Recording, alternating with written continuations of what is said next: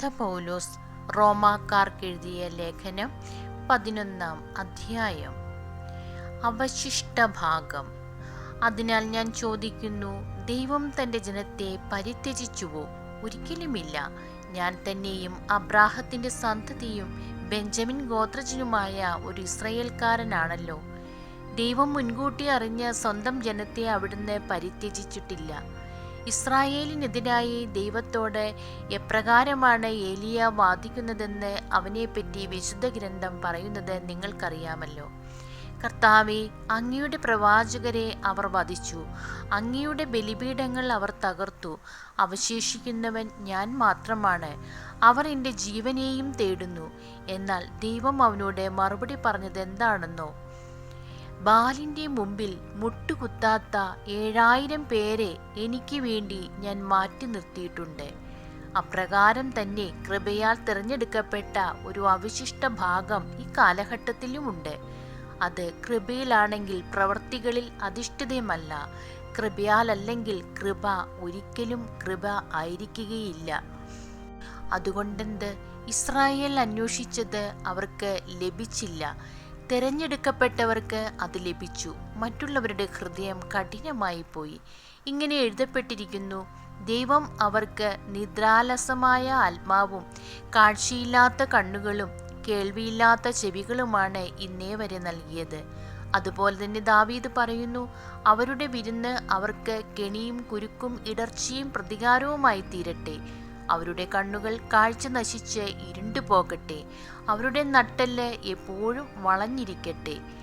വിജാതീയർ പ്രാപിച്ച രക്ഷ. ആകയാൽ ഞാൻ ചോദിക്കുന്നു, അവർക്ക് കാലിടറിയത് വീഴുവാനായിരുന്നുവോ? ഒരിക്കലുമല്ല. ഇസ്രായേൽക്കാരുടെ പാപം നിമിത്തം വിജാതീയർക്ക് രക്ഷ ലഭിച്ചു. തന്മൂലം അവർക്ക് വിജാതീയരോട് അസൂയ ഉളവായി. അവരുടെ പാപം ലോകത്തിൻ്റെ നേട്ടവും അവരുടെ പരാജയം വിജാതീയരുടെ നേട്ടവുമായിരുന്നെങ്കിൽ അവരുടെ പരിപൂർണത എന്തൊരു നേട്ടമാകുമായിരുന്നു. വിജാതീയരായ നിങ്ങളോട് ഞാൻ പറയുകയാണ്, വിജാതീയരുടെ അപ്പോസ്തലൻ എന്ന നിലയ്ക്ക് എൻ്റെ ശുശ്രൂഷയെ ഞാൻ പ്രശംസിക്കുന്നു. അതുവഴി എൻ്റെ കൂട്ടരായ യഹൂദരെ അസൂയാകുലരാക്കാനും അങ്ങനെ അവരിൽ കുറെ പേരെയെങ്കിലും രക്ഷിക്കാനും എനിക്ക് ഇടയാകുമല്ലോ. എന്തുകൊണ്ടെന്നാൽ അവരുടെ തിരസ്കാരം ലോകത്തിൻ്റെ അനുരഞ്ജനമായെങ്കിൽ അവരുടെ സ്വീകാരം മൃതരിൽ നിന്നുള്ള ജീവനല്ലാതെ മറ്റെന്തായിരിക്കും? ധാന്യമാവിൽ നിന്ന് ആദ്യ ഫലമായി സമർപ്പിക്കപ്പെട്ടത് പരിശുദ്ധമെങ്കിൽ അത് മുഴുവൻ പരിശുദ്ധമാണ്. വേര് പരിശുദ്ധമെങ്കിൽ ശാഖകളും അങ്ങനെ തന്നെ. ഒലിവ് മരത്തിൻ്റെ ശാഖകളിൽ ചിലത് മുറിച്ചു കളഞ്ഞിട്ട് കാട്ടൊലിവിൻ്റെ മുളയായ നിന്നെ അവിടെ ഒട്ടിക്കുകയും വേരിൽ നിന്ന് വരുന്ന ജീവരസം നീ പങ്കുപറ്റുകയും ചെയ്യുന്നെങ്കിൽ നീ ആ ശാഖകളേക്കാൾ വലിയവനാണ് എന്ന് അഭിമാനിക്കരുത്. അഭിമാനിക്കുന്നെങ്കിൽ നീ വേരിനെ താങ്ങുകയല്ല, വേര് നിന്നെ താങ്ങുകയാണ് എന്ന് ഓർത്തുകൊള്ളുക. എന്നെ ഒട്ടിച്ചു ചേർക്കേണ്ടതിനാണ് ശാഖകൾ മുറിക്കപ്പെട്ടത് എന്ന് നീ പറഞ്ഞേക്കാം. അത് ശരി തന്നെ. അവരുടെ അവിശ്വാസം നിമിത്തം അവർ വിച്ഛേദിക്കപ്പെട്ടു. എന്നാൽ നീ വിശ്വാസം വഴി ഉറച്ചു നിൽക്കുന്നു. ആകയാൽ അഹങ്കാരം വെടിഞ്ഞ് ഭയത്തോടെ വർത്തിക്കുക. എന്തെന്നാൽ സ്വാഭാവിക ശാഖകളോട് ദൈവം ദാക്ഷിണ്യം കാണിക്കാത്ത നിലയ്ക്ക് നിന്നോടും കാണിക്കുകയില്ല. അതുകൊണ്ട് ദൈവത്തിൻ്റെ കാരുണ്യവും കാഠിന്യവും നിന്റെ ശ്രദ്ധയിലിരിക്കട്ടെ. വീണവനോട് കാഠിന്യവും ദൈവത്തിൻ്റെ കൃപയെ നിലനിന്നാൽ നിന്നോട് കാരുണ്യവും അവിടുന്ന് കാണിക്കും. അല്ലെങ്കിൽ നീയും മുറിച്ചു നീക്കപ്പെടും.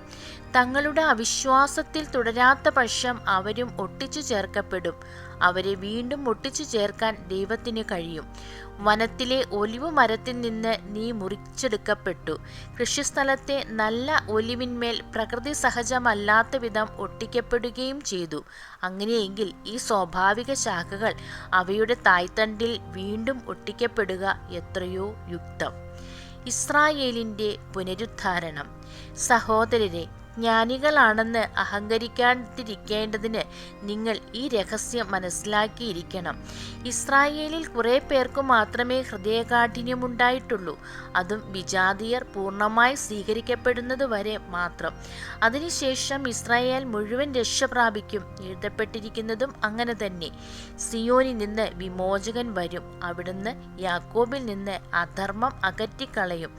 ഞാൻ അവരുടെ പാപങ്ങൾ ഉന്മൂലനം ചെയ്യുമ്പോൾ ഇത് അവരുമായുള്ള എൻ്റെ ഉടമ്പടിയായിരിക്കും. സുവിശേഷം സംബന്ധിച്ച് നിങ്ങളെ പ്രതി അവർ ദൈവത്തിൻ്റെ ശത്രുക്കളാണ്. തിരഞ്ഞെടുപ്പ് സംബന്ധിച്ചാകട്ടെ അവരുടെ പൂർവികരെ പ്രതി അവർ സ്നേഹഭാജനങ്ങളാണ്. എന്തെന്നാൽ ദൈവത്തിൻ്റെ ദാനങ്ങളും വിളിയും പിൻവലിക്കപ്പെടാവുന്നതല്ല. ഒരിക്കൽ നിങ്ങൾ ദൈവത്തെ അനുസരിക്കാത്തവരായിരുന്നു, എന്നാൽ അവരുടെ അനുസരണക്കേട് നിമിത്തം നിങ്ങൾക്ക് കൃപ ലഭിച്ചു. അതുപോലെ തന്നെ നിങ്ങൾക്ക് ലഭിച്ച കൃപ നിമിത്തം അവർക്കും കൃപ ലഭിക്കേണ്ടതിന് ഇപ്പോൾ അവർ അനുസരണമില്ലാത്തവരായിരിക്കുന്നു. എന്തെന്നാൽ എല്ലാവരോടും കൃപ കാണിക്കാൻ വേണ്ടി ദൈവം എല്ലാവരെയും അനുസരണമില്ലാത്തവരാക്കി. ദൈവത്തിൻ്റെ സമ്പത്തിൻ്റെയും ജ്ഞാനത്തിൻ്റെയും അറിവിൻ്റെയും ആഴം! അവിടുത്തെ വിധികൾ എത്ര ദുർജയം! അവിടുത്തെ മാർഗങ്ങൾ എത്ര ദുർഗ്രഹം! എന്തെന്നാൽ ദൈവത്തിൻ്റെ മനസ്സ് അറിഞ്ഞതാര്? അവിടുത്തേക്ക് ഉപദേഷ്ടാവായതാര്?